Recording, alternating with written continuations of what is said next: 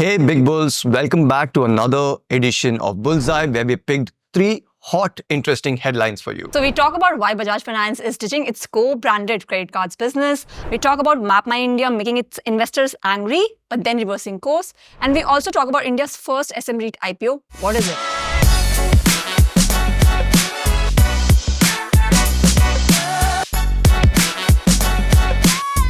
Okay, so Saloni, let's start with the big news, which is Bajaj Finance actually ending co-branded partnerships. What's that? What's going on?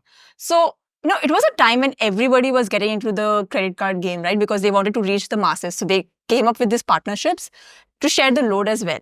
And now almost every other brand has a co-branded credit card. So when you say co-branded credit card, you mean a bank and someone else, a brand, let's say, enter into a partnership. The bank does all the underwriting and all the hard work, while the brand does the marketing. Right, that's what. So Bajaj Finance did the same. It teamed up with RBL Bank in 2016 and DBS India in 2022.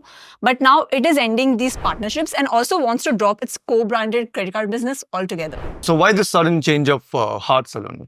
So before the co-branded card partners, they could charge bank partners also for sourcing and collection fees. And collection in banking is when banks collect those overdue payments, right? And that's one source of major revenue for them. But now there have been some new rules introduced by the RBI. So this option is no longer available. So tell us a little bit more about the new rules. So in March is when RBI came up with these revised rules for co-branded credit cards, right? Where it asked the non-bank partners to just issue, source and offer services to the customers, wherein banks would handle all the key tasks like data retention, collections and even credit checks. Now this leaves the branded partners to not collect any dues, again, which I said is a large part of the income. And this is a task where Bajaj Finance has, specialized in over the years. And as an NBFC, Bajaj Finance has a large customer base and also a strong collection expertise of across 4,000 locations. And the co-credit card business was a key strategy for them. It was just not a sales and distribution role for them. So the new rules made co-branded business a bit less appealing. And Bajaj Finance is backing out because it does not make sense for their strategy anymore. So is it all done for Bajaj Finance and credit cards then? Maybe not, because reports say that Bajaj Finance might launch its own credit card business.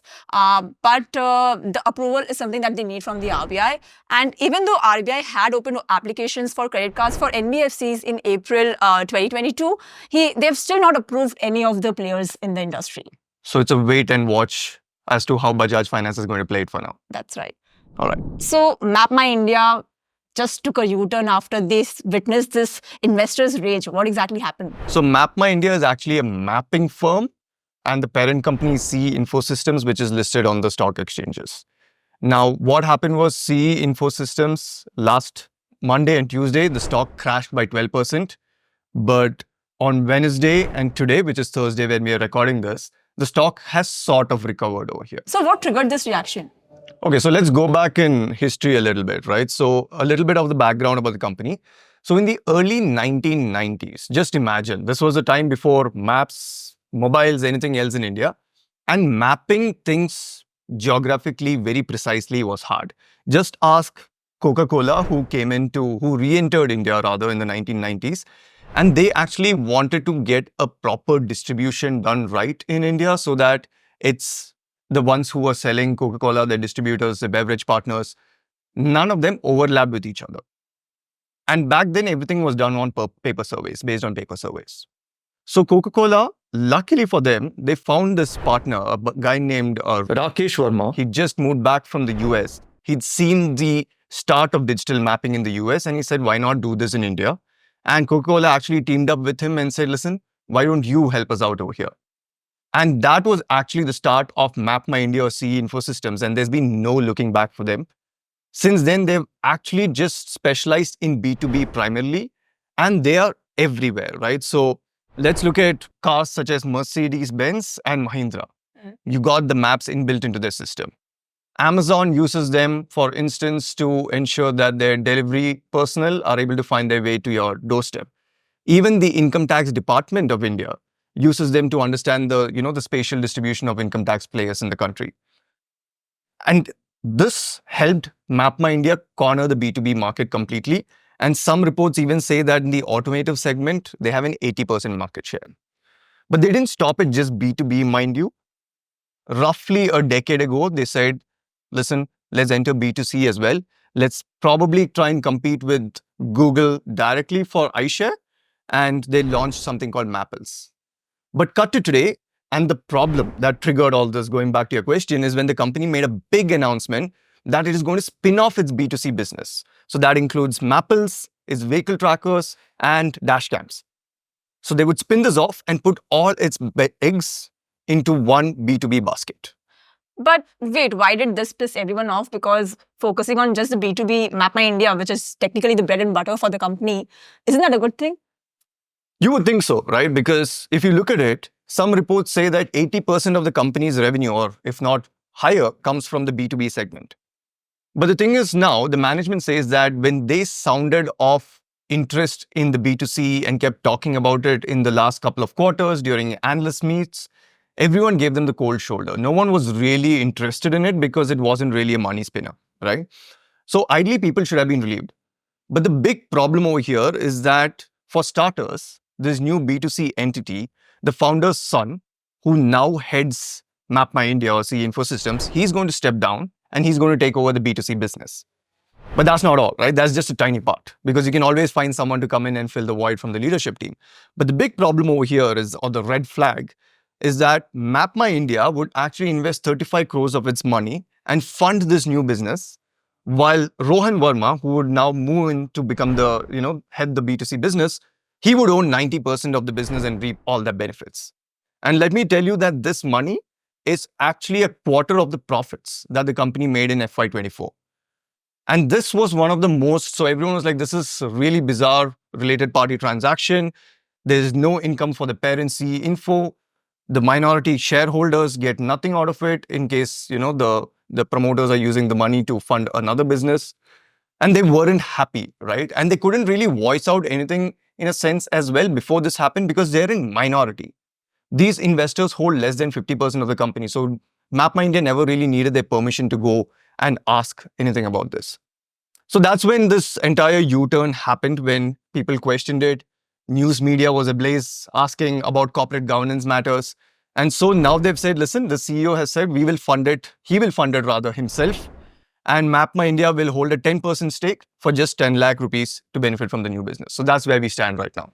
Right. Okay, so now let me tell you about this India's first small and medium REIT that's going to be listing on the stock exchanges. It's the Property Share Investment Trust, which has just closed their IPO yesterday, the 4th of December. Okay, so first, Saloni, tell me, what are these REITs? There's a bit of jargon thrown in here. What are That's REITs? true. Yeah. And also, what is small and medium about this one? Right. So a REIT is a collective scheme of investments made just like in mutual funds, but here specifically it's for the real estate assets, right? And these companies, they buy and manage assets, they earn these rental income, and then they pass on these to the investors as regular payouts. And when the property value goes up, that is when the investment that you've made also goes up. But mostly people actually invest in these REITs to get those consistent rental yields instead of just the property value being up, right? Right. So REIT is a way to invest in real estate and owning a property without actually investing your whole amount into it. So you can just, have a part of it. And listed REITs can be bought just like any other stock or ETF, like on NSE and BSE. And by law, they have to share 90% of the dividends that they get and distribute it to their shareholders or unit holders, as they are called. Right. So SM REITs, then if I were to understand this, it's sort of like a subcategory within the broader REITs. Right. So they are a new type of investment class where they can raise between 50 and 500 crore, whereas regular REITs, they need to raise around 500 crore. So that is why they are called the smaller REITs. They were launched to make smaller real estate assets accessible to the retail as well as big institutional investors, right?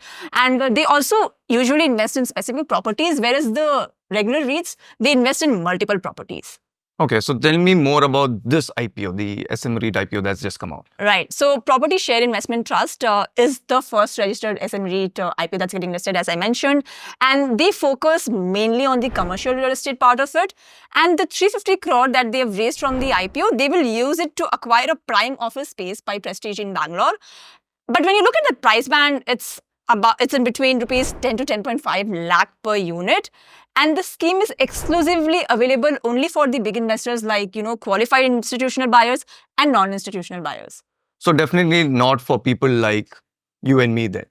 Technically, the idea of SM REIT was to also include retail investors, but I guess this particular scheme is something that is exclusive for the big investors, but maybe the upcoming SM REITs might give you the option to do that. Fair. Hopefully for a lot of real estate investors, this might be a good option then. Right. All right, so that's it from us this week, Big Bulls. We'll catch you same time next week for yet another cracking edition of Bullseye. But in the meanwhile, don't forget to hit that subscribe button and hit that bell icon so you know when the next episode drops. See you next week.